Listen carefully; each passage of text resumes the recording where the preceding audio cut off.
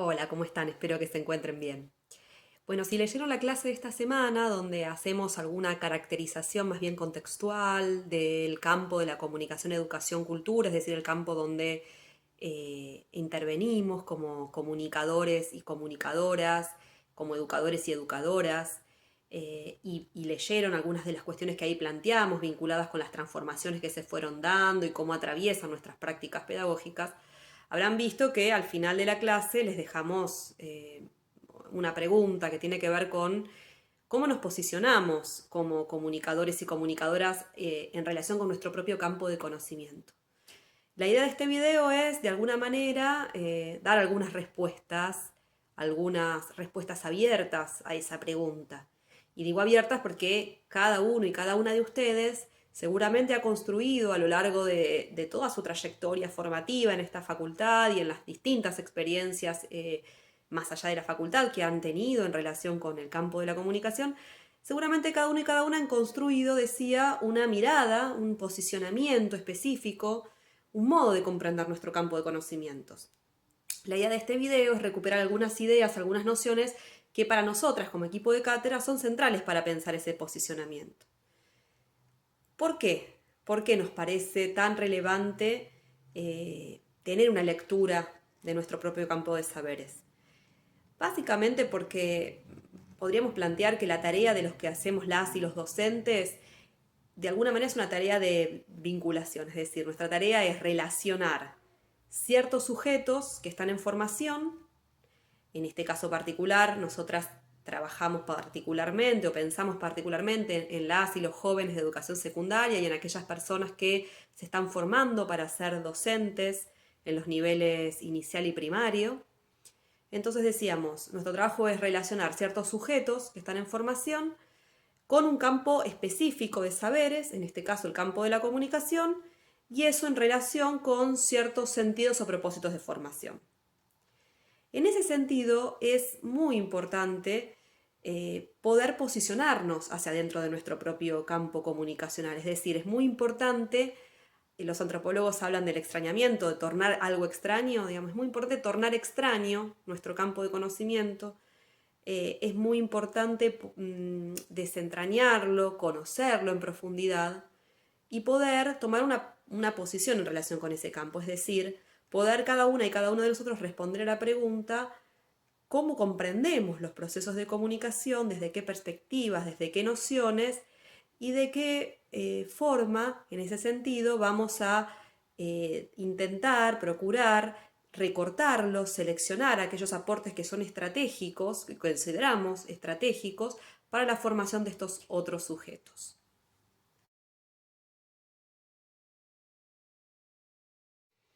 Ahora, ¿cómo podemos pensar ese posicionamiento, ¿no?, en relación con nuestro campo comunicacional?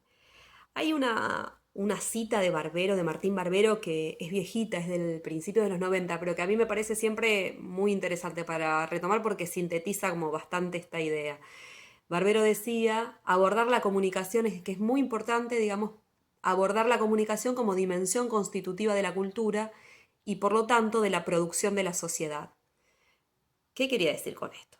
Digamos, pensar esta idea de entender que la comunicación es una dimensión de los procesos culturales y que en tanto dimensión de los procesos culturales constituye, configura las dinámicas que va tomando nuestras sociedades.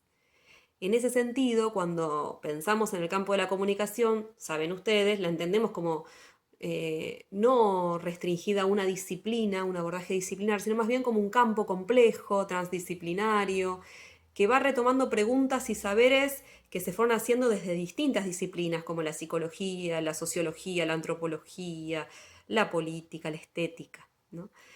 Y en ese sentido fue muy relevante en la historia de constitución de nuestro campo, en Latinoamérica particularmente, el aporte que hicieron los estudios culturales, fundamentalmente porque permitieron comprender el estudio de la comunicación masiva, que era lo que originalmente, por llamarlo de alguna manera, fue estudiando el campo de la comunicación, empezar a abordarlo no restringiéndolo a los medios como aparatos, sino pensando que era muy importante estudiar a la comunicación masiva en tanto ese era un espacio decisivo para la construcción de lo público era un espacio decisivo para la construcción de la democracia.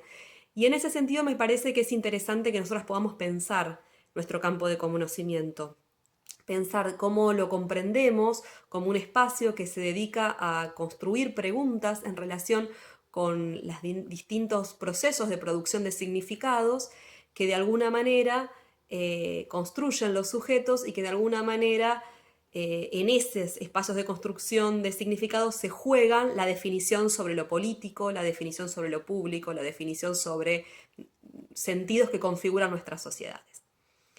Eso, digamos que los estudios culturales aportaron a los estudios de la comunicación en Latinoamérica. Algunos autores lo llaman matriz latinoamericana de la comunicación. Pues bien, una cuestión que nos interesa como equipo plantearles es que cuando nosotras nos posicionamos hacia adentro del campo de la comunicación, coincidimos en nuestro equipo en comprenderla desde la perspectiva de la matriz latinoamericana de la comunicación. ¿Y qué dice esta perspectiva? ¿Qué dicen estos autores que provienen de los estudios culturales, pero también que han recibido o que han en las últimas décadas se han ido configurando, incorporando aportes de otras perspectivas que vamos a repasar? ¿Qué dicen esta matriz, esta perspectiva acerca de la comunicación? Básicamente, cuando desde esta perspectiva se estudia la comunicación, se la piensa o se la suele definir como un proceso social de significados o como un proceso de producción, de elaboración de significados o de representaciones simbólicas. El famoso proceso de producción social de significados. Ahora bien, ¿qué significa esa frase que de primer año de la facultad repetimos muchas veces, casi ya de memoria, diría, y a veces queda como una especie de eslogan, ¿no? Vacío de contenido. Bueno, ¿qué significa el proceso de producción social de significados? ¿Qué quieren decir estos autores cuando hablan de este proceso? Cuando hablamos de proceso de producción social de significados, primero y antes que nada hablamos de procesos de interacción, es decir, la comunicación de alguna manera se pregunta, intenta estudiar, intenta analizar, intenta reflexionar sobre las dinámicas de interacción social, es decir, cómo los sujetos se vinculan entre sí, de qué modo en esos modos en que se vincula construyen relaciones sociales y cómo esas relaciones sociales suponen relaciones de reconocimiento y de identificación, pero también de diferenciación y distinción, ¿sí? Cómo a través de esas relaciones nos vinculamos con otros y nos sentimos cercanos, nos identificamos con otros, pero también nos diferenciamos de otros sujetos. Entonces, una primera cuestión tiene que ver con eso. Otra segunda cuestión tiene que ver con que el proceso de producción de significado se produce, dicen estos autores, siempre en el marco de la vida cotidiana, es decir, se haya relacionado directamente con la cultura, la cultura de alguna manera constituye el escenario donde sucede, donde se produce, reproduce los procesos de comunicación. Y en ese escenario, en esa producción de comunicación, se van construyendo luchas continuas por la definición social de los significados.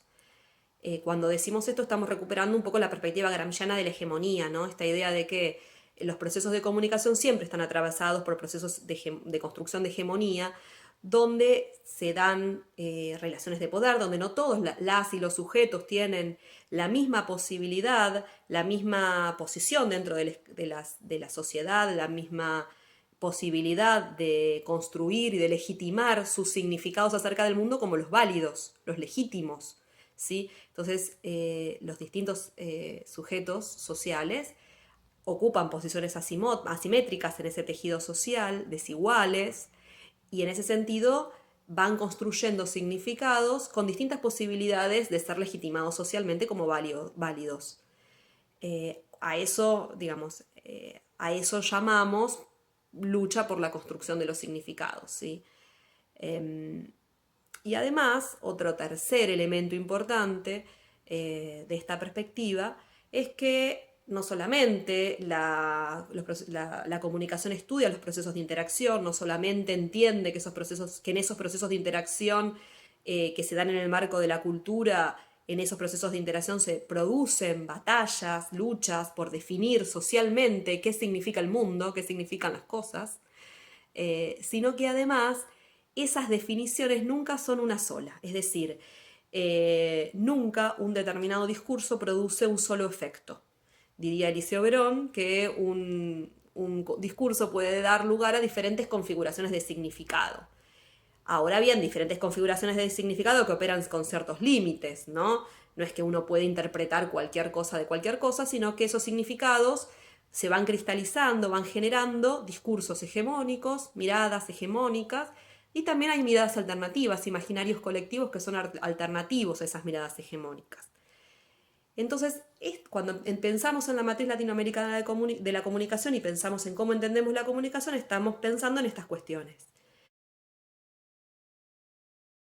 Como ustedes recordarán, durante los 50, los 60, los 70, que es el momento en que empieza a pensarse en Latinoamérica, en nuestra región, empieza a pensarse en la comunicación, los modelos hegemónicos, es decir, los modelos explicativos que intentaban dar cuenta de estos fenómenos, eran esencialmente informacionales. ¿Sí? La teoría matemática de la comunicación, la Mass Communication Research, incluso otras teorías que venían más de un pensamiento más marxista, como la teoría de la dependencia, planteaban miradas más bien, más bien lineales, informacionales, ¿sí? Que entendían a la comunicación como un proceso más bien conductista, con distintas variantes en eso, ¿no?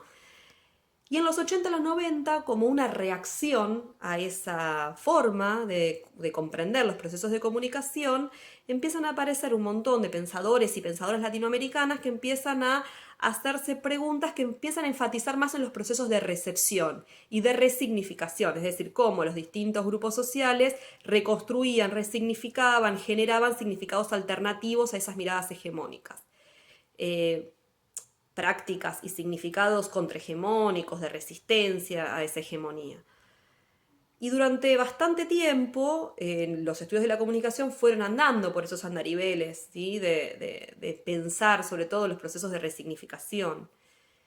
¿Qué pasa hoy, digamos? ¿Cómo nos posicionamos hoy en relación con estas cuestiones?